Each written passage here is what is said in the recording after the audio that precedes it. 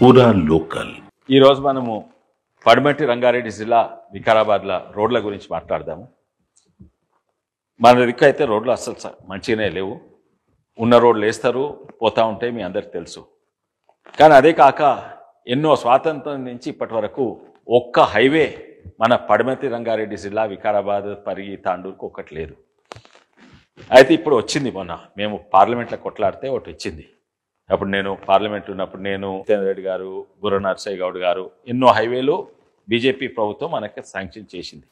కానీ చేసినా కూడా అన్ని వేరే జిల్లాలో అయితే ఆ శాంక్షన్ చేసిన రోడ్లు అయిపోయినాయి. కానీ మన జిల్లాలో కూడా ఒక రోడ్ శాంక్షన్ అయింది. అది హైదరాబాద్ బీజాపూర్ హైవే అని. అంటే అది మన ఆపా జంక్షన్ నుంచి అజీజ్ నగర్, మొయినాబాద్, చేవెళ్ళ, మన్నెగూడ, పరిగి నుంచి బీజాపూర్ వరకు పోతుంది.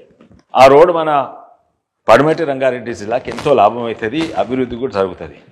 ఒక్క హైవే లేనిది ఒక హైవే తీసుకొచ్చినాం మేము. దాన్ని ఇప్పటి వరకు కంప్లీట్ కాలేదు, వేరే హైవేలు కంప్లీట్ అయినాయి. దాని ఇంకో పెద్ద కథ ఉన్నది. కానీ కథ ఇడ్స్ పెట్టని పాలిటిక్స్ ఓడంటే నేనే తీసుకొచ్చిన, ఇంకోడంటే నిన్న మొన్న వచ్చిన నేనే తీసుకొచ్చిన, టీఆర్ఎస్లో వచ్చిన నేను తీసుకొచ్చిన. కానీ దీని వెనుక వాస్తవాలు కొంచెం చూద్దాము. వాస్తవాలు ఏంటంటే ఈ రోడ్డు హైదరాబాద్ బిజాపూర్ అనే రోడ్డు ఎప్పుడో ఎంతోమంది అడుగుతుండే. మొట్టమొదలు రోషయ్య గారు కాంగ్రెస్ చీఫ్ మినిస్టర్గా ఉమ్మడి ఆంధ్రప్రదేశ్ ఉన్నప్పుడు ఉత్తరం రాసిండు కేంద్ర ప్రభుత్వానికి. ఏంటంటే మన ఆంధ్రప్రదేశ్ తెలంగాణ ప్రాంతానికి ముఖ్యంగా 21 రోడ్లు హైవేలు కావాలి అని రాస్తే కన్సిడర్ చేస్తామని చెప్పిండ్రు. దాని తర్వాత కిరణ్ కుమార్ రెడ్డి గారు వచ్చిండ్రు. వాళ్ళు కూడా ఈ 21 హైవేలు కావాలన్నారు. అందులో ఇది హైదరాబాద్ బీజాపూర్ హైవే కూడా ఉంది. రోషయ్య గారు రాసిన దాంట్లో ఉంది, కిరణ్ కుమార్ రెడ్డి గారు రాసిన దాంట్లో ఉంది. ఈ హైదరాబాద్ బీజాపూర్ హైవే అయితే మన ప్రాంతానికి లాభం అవుతుంది, పడమటి రంగారెడ్డి జిల్లా.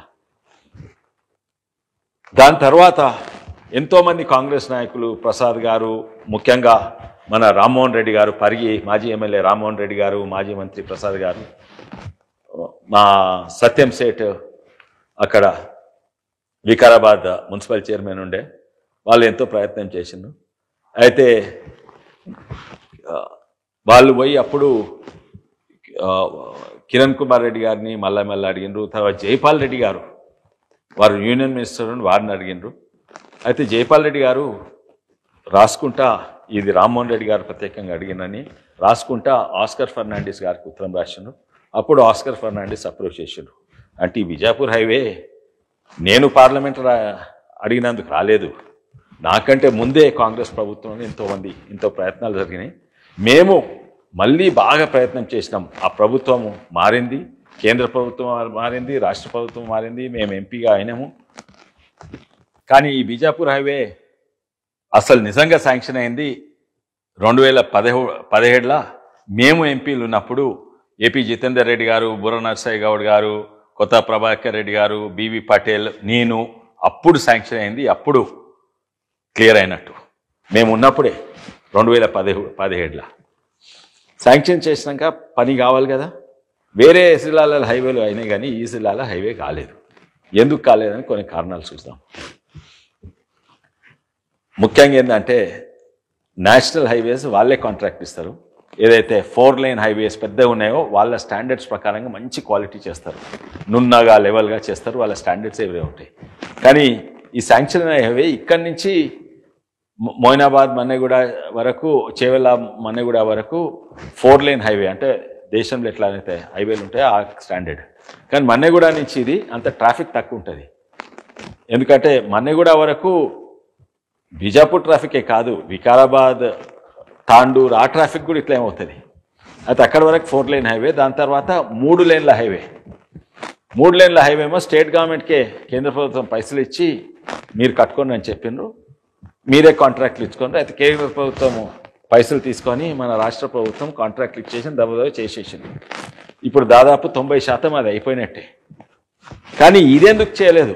ఇదే కోసం కదా.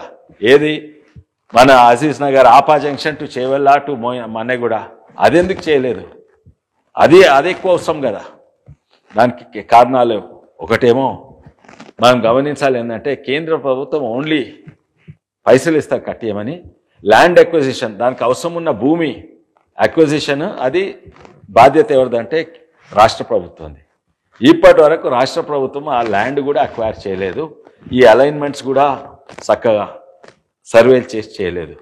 ఎందుకు ఈ నిర్లక్ష్యం అంటే రంగారెడ్డి జిల్లా అంటే ఇష్టం లేదా, తాండూర్ వికారాబాద్ అంటే ఇష్టం లేదా, ఏంది నాకు అర్థమైతే లేదు. చేవెళ్ళ మొయినాబాద్ కాదా మన తెలంగాణ? అన్ని అంతటి చేసుకున్నా కానీ ఈ మాత్రం చేయలేదు. ఎందుకు?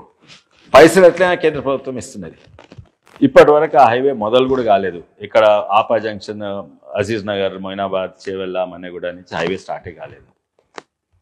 ఈ నిర్లక్ష్యం ఎందుకు? దీనికి కారణాలు ఎన్నో ఉన్నాయి, ఆ తర్వాత మాట్లాడతాం. కానీ ఈ రోడ్డు గురించి కొంచెం వివరంగా మాట్లాడదాము, అర్థం చేసుకుందాము.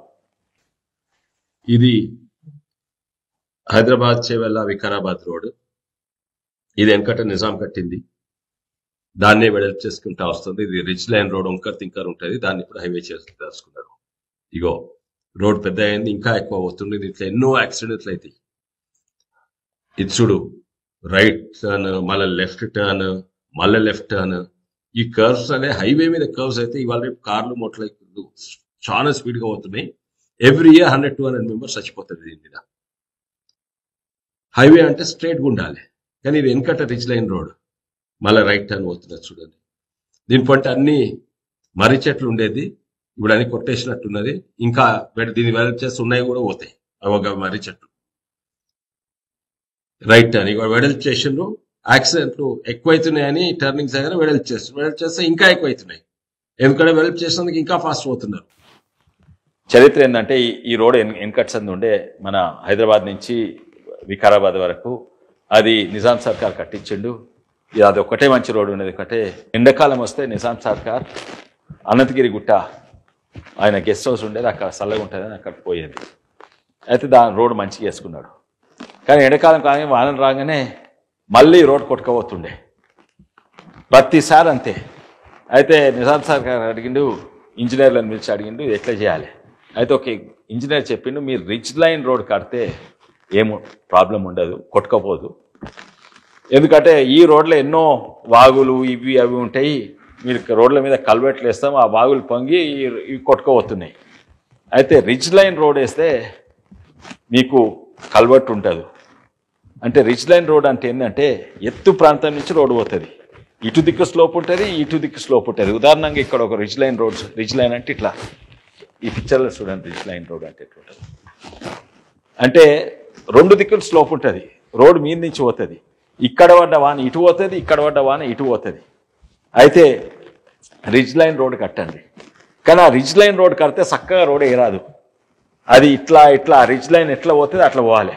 అందుకే మీకు తెలుసో తెలియదో మన చేవెళ్ళ వరకు రోడ్ ఎట్లుంటుందో వంకర్ తింకర్ ఉంటుంది, ఎన్నో యాక్సిడెంట్లు అవుతాయి.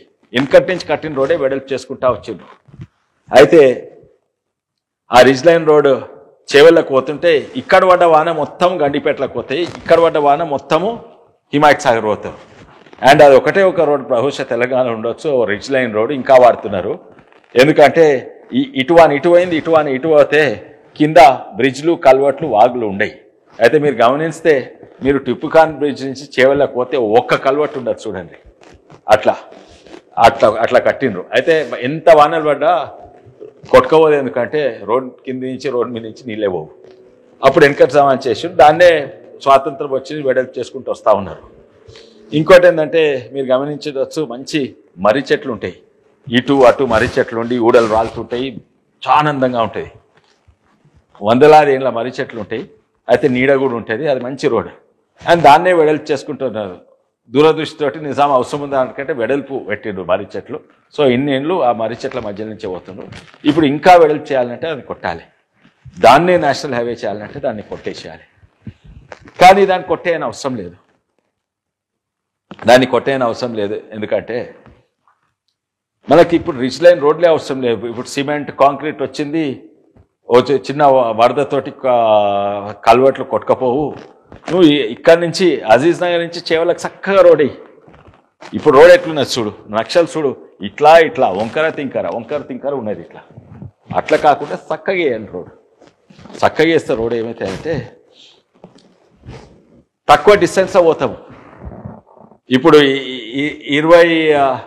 28 కిలోమీటర్లు పోయే బదులు 23 కిలోమీటర్లు 5-10 నిమిషాలు తక్కువ. అయితే చక్కగా రోడ్ వేయండి, వంకర తింకర ఏం అవసరం ఉండదు, యాక్సిడెంట్లు తక్కువైతాయి, దబ్బున పోవచ్చు. మీరు ఇప్పటి వరకు సర్వే చేసి ఆ చక్కగా రోడ్ ఎందుకు చేయలేదు? అది ఎన్నో ఆరోపణలు ఉన్నాయి మీ రియల్ ఎస్టేట్ ఇంట్రెస్ట్ అని. ఎందుకంటే మీరు ఇప్పుడున్న రోడ్ను బట్టి మీరు రియల్ ఎస్టేట్లు బాగా కొనుక్కున్నారు.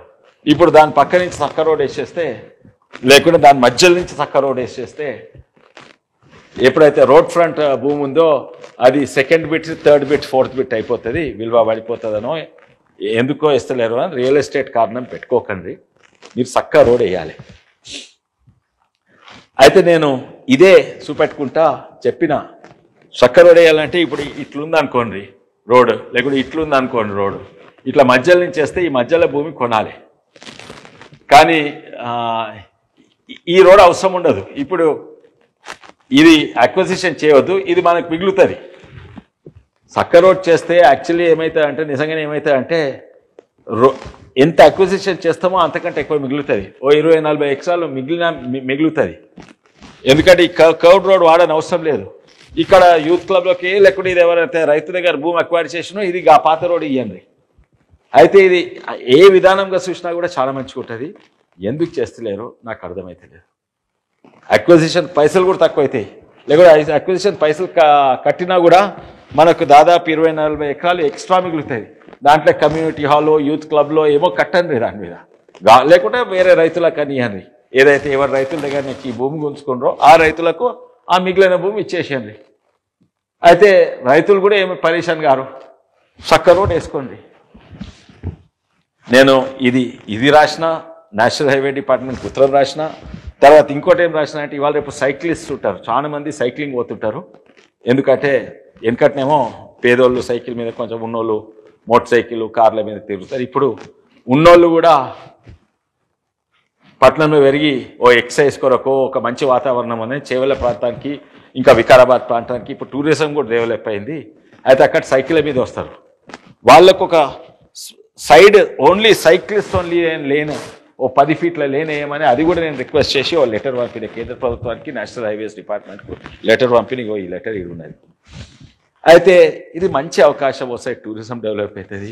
ఇంకోటి ఇట్లా చక్కగా రోడ్ వేస్తే ఈ పాత మర్రి చెట్లు, ఆ బ్యానియన్ ట్రీస్ ఉన్నాయి, వాటికి కొట్టని అవసరం లేదు.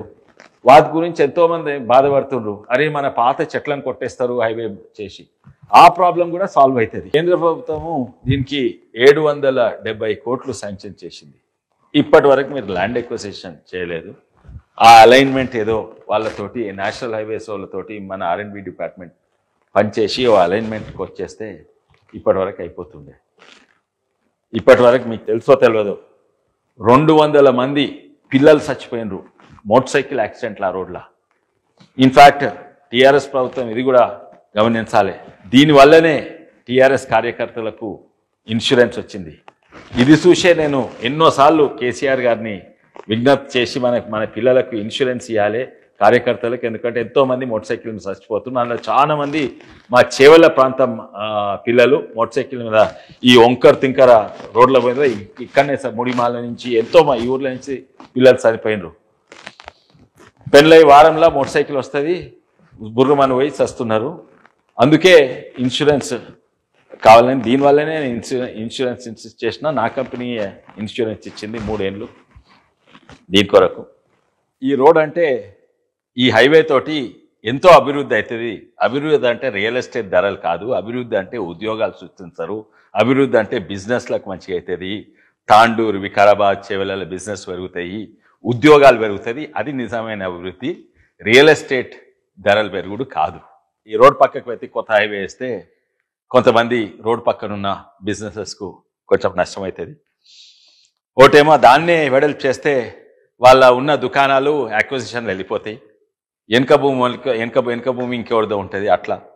ఇంకో తిరిగి ఏంటంటే వాళ్ళ భూమి రోడ్ల అక్విజిషన్లో పోకున్నా కూడా ఇక్కడ గిరాకే ఉండదు, అందరి గిరాకీ కొత్త రోడ్డు మీద పోతారు. అందుకే ఇవి కాకుండా కూడా వాళ్ళకు కూడా నష్టం కాకుండా డిజైన్ చేయవచ్చు. ఆ కొత్త రోడ్ల మీద కొంచెం భూమి వాళ్ళకి ఇస్తే వాళ్ళకు కమర్షియల్గా అమ్ముకుంటే ఇది ఎక్స్చేంజ్ చేస్తే అది కూడా మంచిగా ఉంటుంది. అనుకుంటే ఎన్నో చేయవచ్చు, ఎవ్వరికి నష్టం కాకుండా.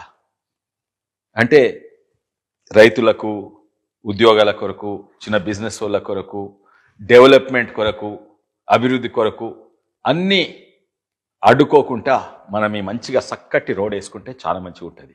వంకర్ తింకర్ రోడ్ బాగారు. ఇంకా మీరు రియల్ ఎస్టేట్ దృష్టిలో పెట్టుకుంటే ఇది ఎట్లయినా జియో ట్రిప్లో అగ్వాల భూమి దొరుకుతుంది, ఇంకా అగ్వాల కొన్నాము, డెవలప్మెంట్ చేయొద్దు, అంతా కొన్నాక చేద్దామంటే అది తప్పు. మాకు నష్టమవుతుంది, మా పొట్ట కొట్టినట్టు అవుతుంది. అందుకే అవన్నీ మర్చిపోండి, రియల్ ఎస్టేట్ గురించి మర్చిపోయి మీరు ఫస్ట్ ఈ చేవల్ల, వికారాబాద్, తాండూర్, పరిగి అభివృద్ధి అవుతుందుకు ఇది ఇమీడియట్లీ మొదలుపెట్టాలి.